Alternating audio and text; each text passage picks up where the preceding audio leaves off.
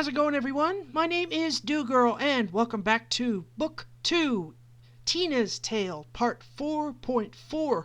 Now, before I get into this, I do want to say there will be a Part 4.5, just to wrap things up and get us into Book 3.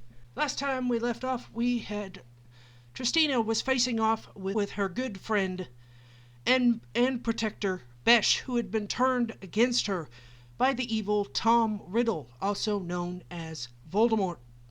So, while Harry takes care of the basilisk, it's up to Tristina to, unfortunately, take care of Besh. Fingers crossed. I know I wrote it, but a little suspension goes a long way. Anyways, let's do it to it. 4.4, here we go. Cannon! Tiff cried, as the balls of Kai began to get larger. Besh kept running forward, not having a choice. He was 10 feet away when Tiff yelled, "Blast!" The Kai blast shot out of her hands and met Besh head-on, hitting him hard enough to make him fly backwards and hit a wall, making a large crash as he did so. He flashed back into his normal form, unconscious. "Bellissimi! Levantate!" Tom said, but Besh didn't move. "Levantate! Ahora!" Still no movement. Besh was completely incapacitated. Tiffany gave a grim smile, then looked up to see Harry stab Gryffindor's sword through the basilisk's skull. Roaring with death, the basilisk collapsed on its backside and moved no more. Looking to Besh, Tiffany smiled and placed one hand on his chest. "What is she doing?" Tom asked, but no one answered him. Tiffany and Besh suddenly began to glow a light blue, and a blue orb formed where Tiffany's heart was. Turkama gave a derisive snort as the orb grew brighter, while Tom looked from Besh to Tiffany to his brother. Suddenly, the glow stopped, and Tiffany collapsed at her father's feet. "What happened?" Tom asked, mildly interested. "Tristina took Besh's secret and sealed it in her own soul," said Turkama. "Not that it matters. The world will know once we are free from—" Turkama trailed off as Tom wasn't listening. He was watching Harry climb down from Salazar Slytherin's head. Tristina herself felt if someone had sapped all the strength out of her. She collapsed at her father's feet, while Harry collapsed by Ginny's side. "Amazing how quickly the venom spreads through the body," Turkama said to Harry as he flipped his daughter over with his foot. "You'll be with your dear mud-blood mothers soon, children," Voldemort said in a pseudo-sympathetic voice. "Funny," said Turkama to his brother, as if they were simply discussing the weather over tea. "The amount of damage a silly little book can do." He eyed the book lovingly. "Especially in the hands of a silly little girl," replied Voldemort, smiling wickedly at Ginny. Harry touched her hand sadly, while Tristina grabbed the book and flipped it open to the night Besh and Harry had written in it. "What are you doing?" asked Voldemort, startled. Harry raised the fang and looked up at Voldemort, anger and vengeance in his eyes. "Stop!" shouted Voldemort, rushing towards Harry. "No!" Turkama cried, as the dagger came down and pierced the book. Harry pierced the other side, then closed the book and raised the dagger to pierce the cover. Tristina stopped his hand. "Tiffany, it's the only way to destroy him!" Harry shouted over Voldemort's scream. "No, Harry," said Tristina, a sudden determined smile crossing her lips. "It's the only way to destroy them!" She then grabbed the bottom half of the fang. Harry nodded and smiled, understanding. Both brought the fang down on the small black book, and Turkama began to scream with his brother. Both appeared as if jets of white light were pouring out of the holes in their bodies. Turkama and Voldemort arched their backs, then exploded in a flash of light and embers. Besh groaned and opened his eyes slowly, blinking as the world slowly started to come into focus.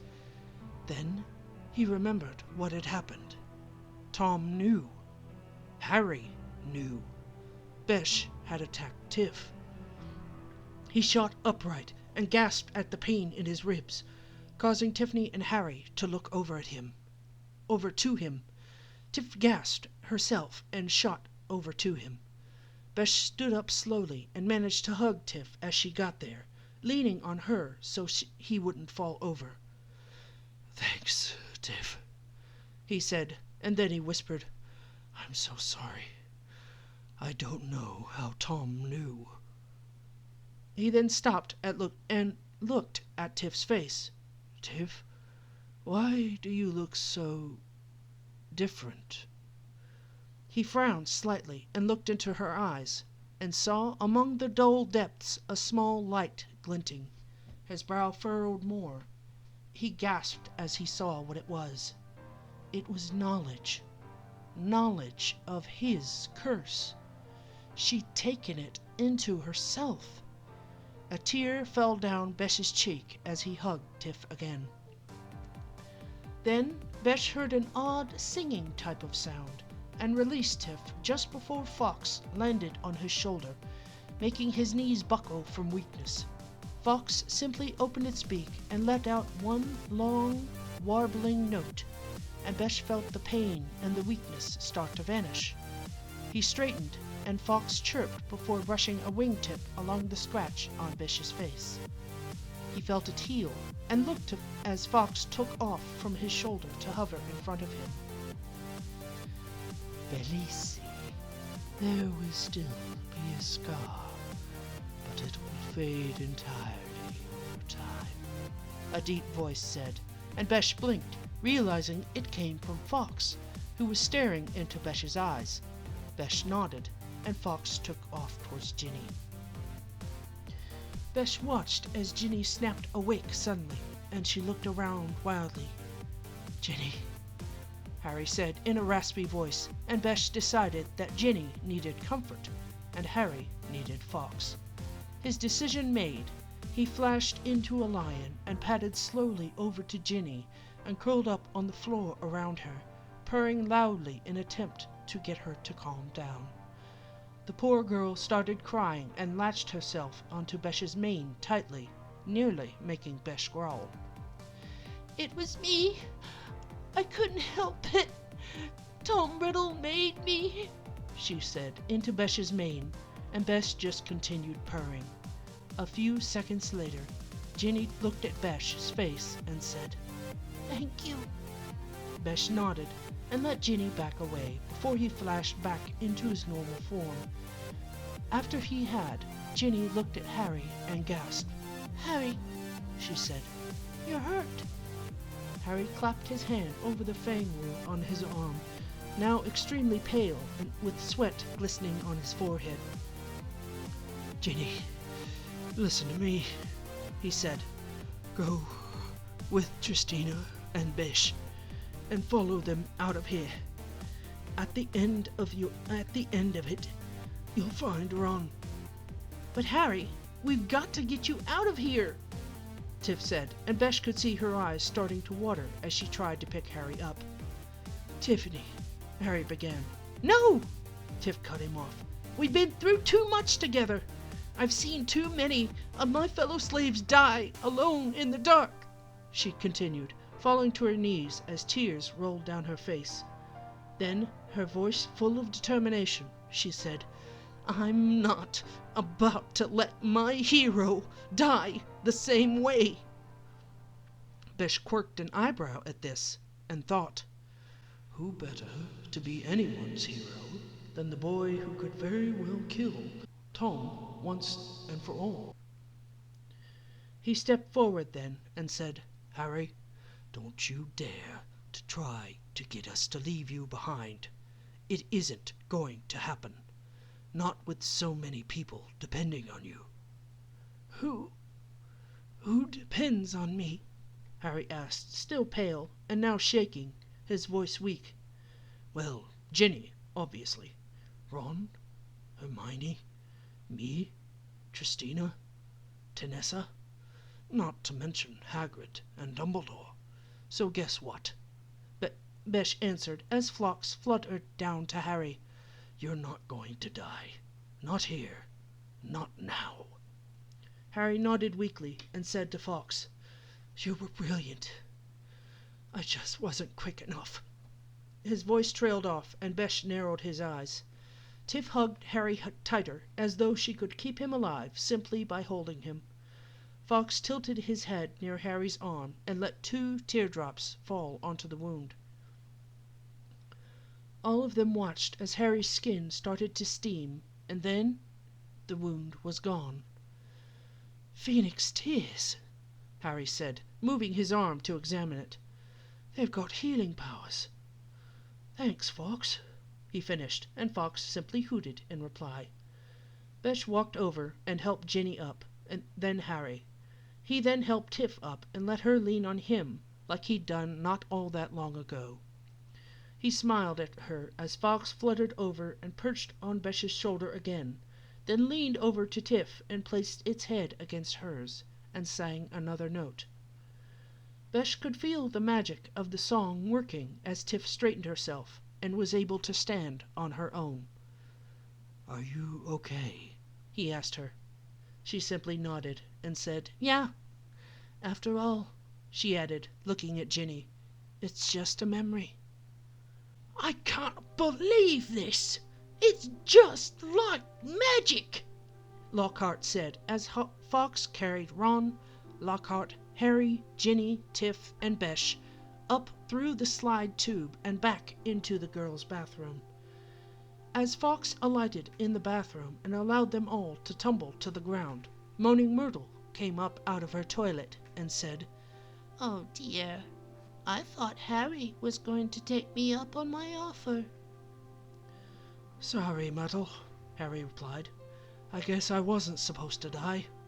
Besh shook his head vigorously, as did Ron, Ginny, and Tiff. Lockhart simply looked around and said, Where are we now? Who runs this place? It was at those words that Besh suddenly realized something. Harry, Tiff, he said, looking at them, we still have to talk to the headmaster and tell him about all that's happened. Tiffany nodded, and Fawkes led the way, piping his eerie song. Soon Tiffany, Besh, Harry, Ron, and Ginny followed Fawkes up to the headmaster's study. When they entered, Mrs. Weasley threw herself upon her daughter, sobbing. Each of the second years took their turn telling what happened down in the Chamber of Secrets. Tiffany, Harry, and Besh, however, conveniently left out the explanation of the curse on Besh and his family. What Miss Weasley needs now, said Dumbledore, is a dreamless sleep potion and some rest. Also, I find that hot chocolate helps ease away the pain, said Dumbledore, his eyes twinkling at Ginny. After Ron left with his family, it was just Tiffany, Besh, and Harry left. Dumbledore turned to Harry, Besh, and Tristina. Firstly, I would like to thank you 3. You must have shown me real loyalty down in the chamber. Nothing but that could have called Fawkes to you, he said, motioning to the Phoenix sitting beside his desk. Second, I sense there are some questions you would like to ask each other. And me. Am I right? Harry turned to Tristina. Tiff, when you said I was your hero, I meant every word, Harry. You're everything I would love to be. Brave, smart, popular. Tristina closed her eyes as tears ran down her cheeks. And free, she finished quietly. You're my hero, Harry Potter. Tristina then looked up at him. You're everybody's hero. Tristina smiled gently as Harry blushed slightly, then turned to Professor Dumbledore. Professor, while I was down in the chamber, I couldn't help but notice certain... he looked at Tristina nervously.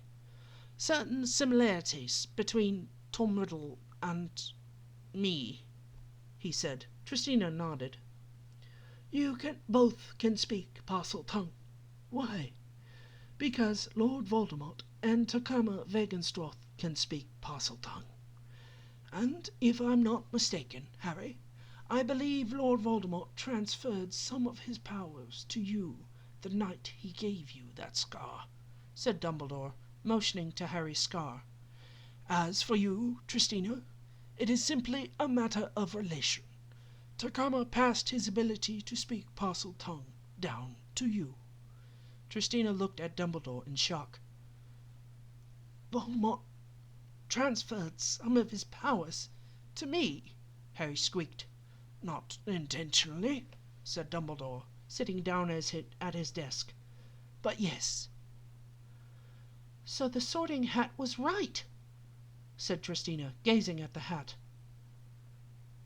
"I should be in Slytherin," said Harry, gazing at the hat. "Yet it placed you both in Gryffindor. Why?" asked Dumbledore. Harry and Tristina looked at each other, then back at the hat. "Because I asked it to," they said in unison, looking at each other in shock. "Exactly, exactly. You see, it is our choices, not our abilities, that make us who we are. Now, if you need further proof you belong in Gryffindor, I suggest you take a closer look at these."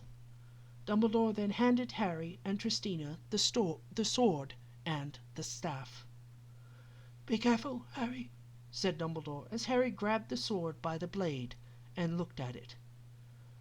"Godric Gryffindor," he read. "Only a true Gryffindor would have been able to pull that out of the hat." "Tristina?" asked Dumbledore as Tristina examined the staff.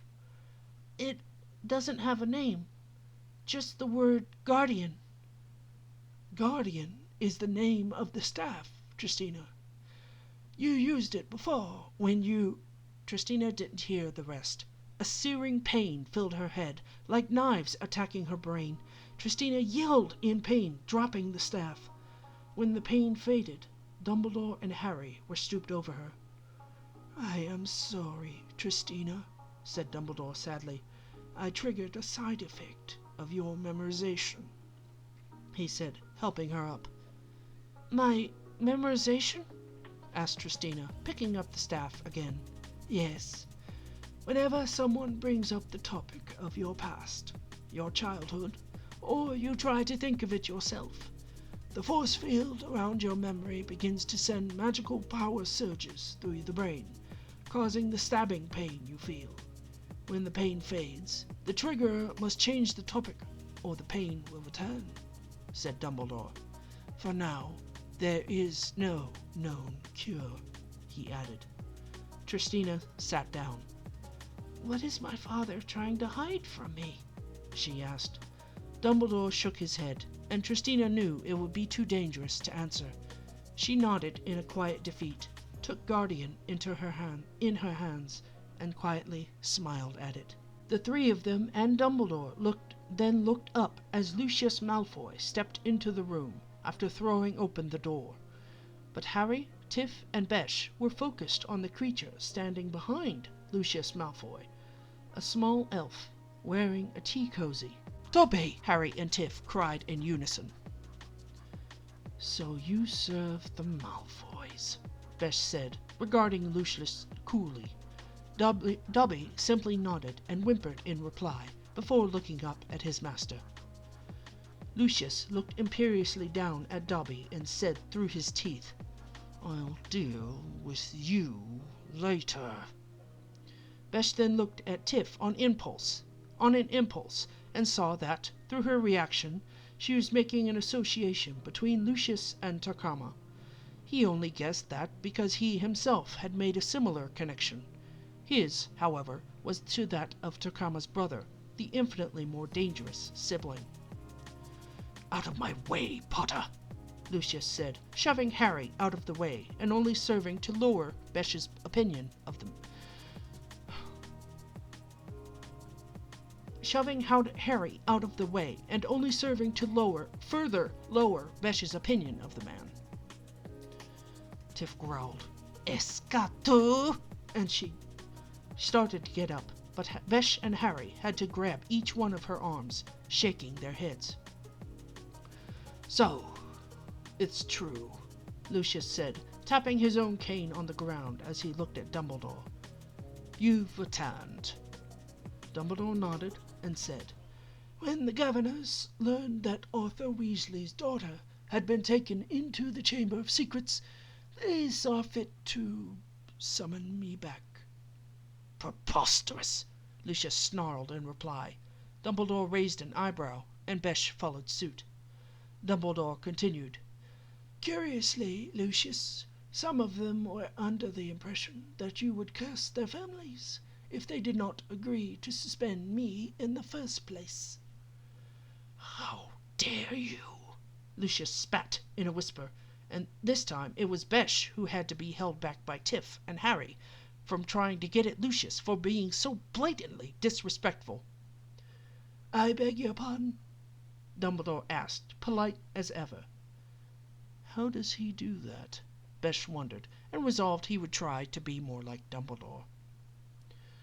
"My sole concern has always been, and always will be, the safety of this school, and, of course," he paused to look at Besh, Harry, and Tristina, "its students," he finished, glaring at the 3 second years.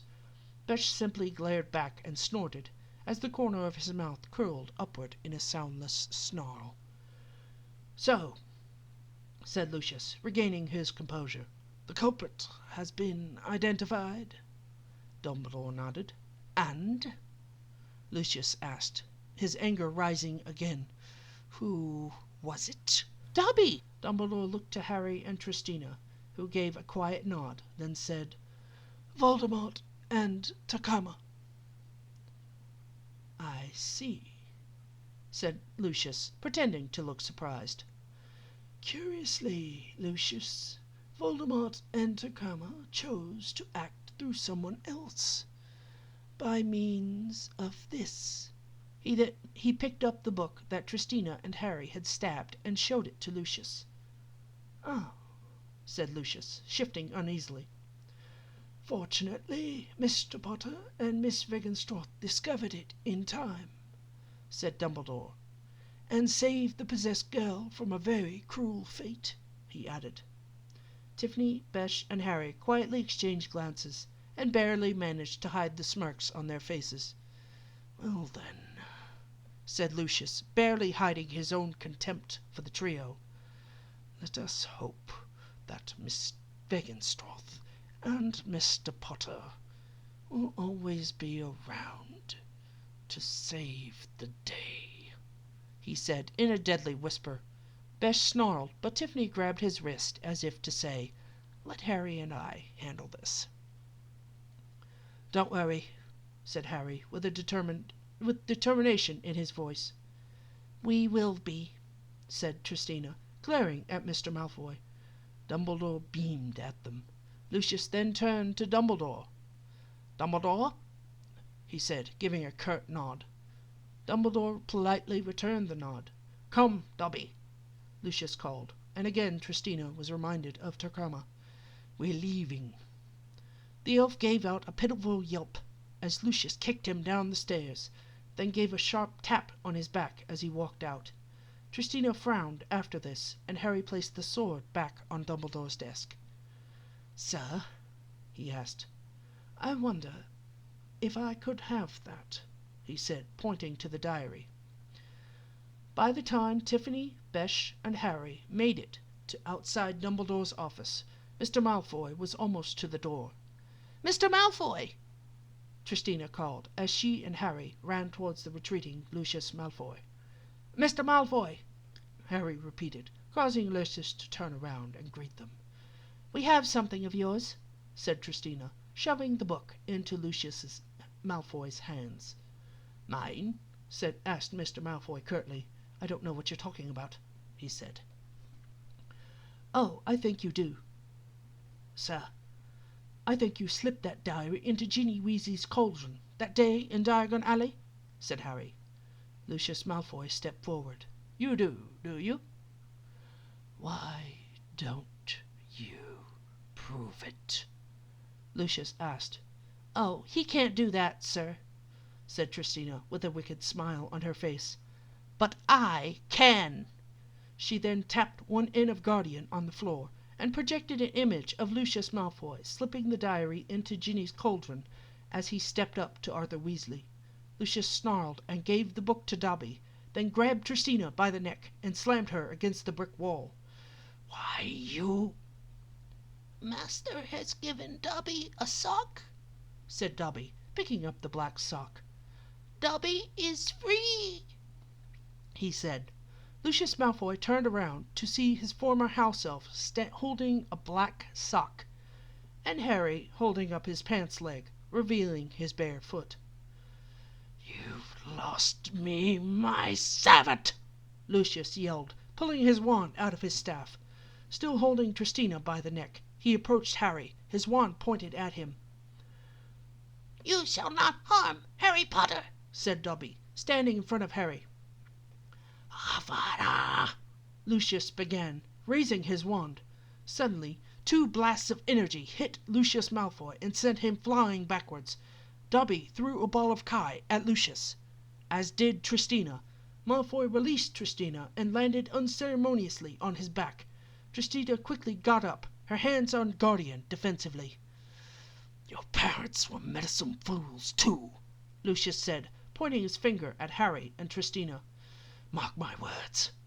One day you two will meet the same sticky end. With that, Lucius left. Are you okay? Harry asked, looking at the bruise marks on Tristina's neck. Tristina nodded, then looked down to Dobby. Harry Potter freed Dobby. How can Dobby ever repay him? Dobby asked, his eyes wide with tears. Just promise me something, Dobby, said Harry. Anything, sir. Never try to save my life again. Dobby only smiled. Okay, we've only got a little bit left in this story, folks, and then we will be finished with Book 2. Unfortunately for now, I am finished with this part. Thank you all so much for watching. If you enjoyed the video and the story, please like and comment down below. I really do appreciate it. Plus, if you see him, give the creator of Besh a big, big thank you from me. I could not have done this story without him. I'm sorry if my voice seems a bit thrashed. It always seems to get this way after reading a chunk of the stories, but it is worth the sacrifice. I really don't mind. Take care of each other. God bless you all. And I'll see y'all later. I need a break.